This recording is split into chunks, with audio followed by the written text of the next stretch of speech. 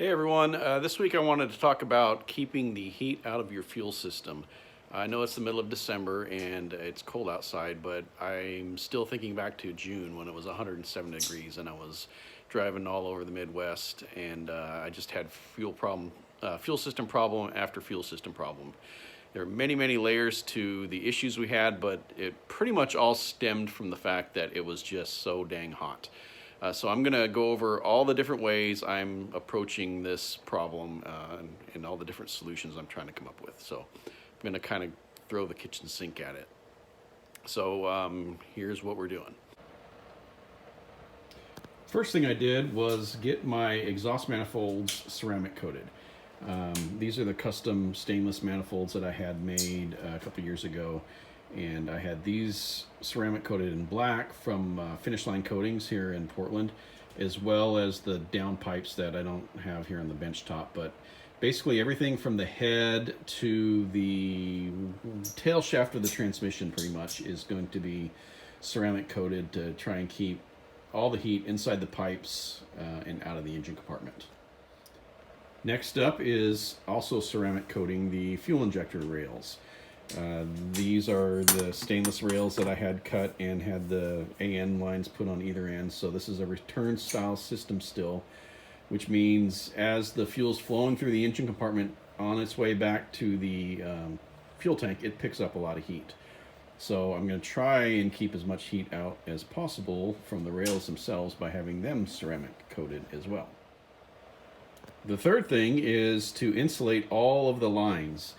This is a stainless steel -8 feed line, and what I've done is wrapped the line itself in foam insulation and then covered that with this DEI foil type insulation. And I'm doing that for all the hoses in the engine compartment, as well as the ones that run underneath the body all the way back to the tank.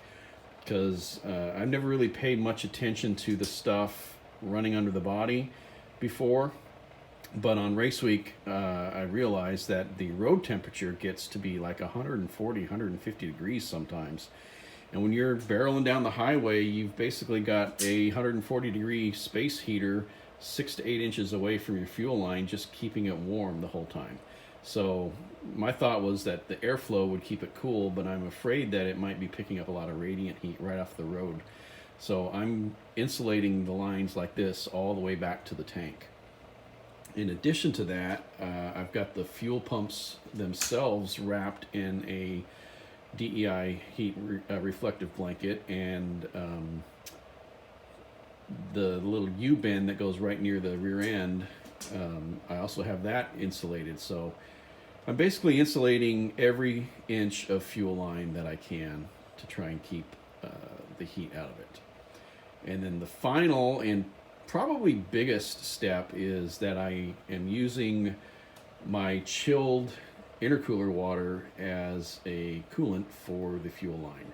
I took an old oil cooler off the original engine of this car, and I had some AN fittings welded onto it. So now it's a cold water to fuel heat exchanger, and the return line plumbs through that on the way back to the tank. And since my car has an inner chiller on it, it's always running, so I don't have to have ice in the tank. I don't typically use ice. I generally just have the inner chiller running to cool the water down. And so driving down the road, everything will be insulated, and the return fuel will be going through the chiller heat exchanger, and hopefully that will solve my problems. I guess time will tell. So that's about it for this update. I've got pistons and rods are supposed to be showing up this week, so I'm excited about that. Next weekend maybe I'll have some shiny stuff to show you.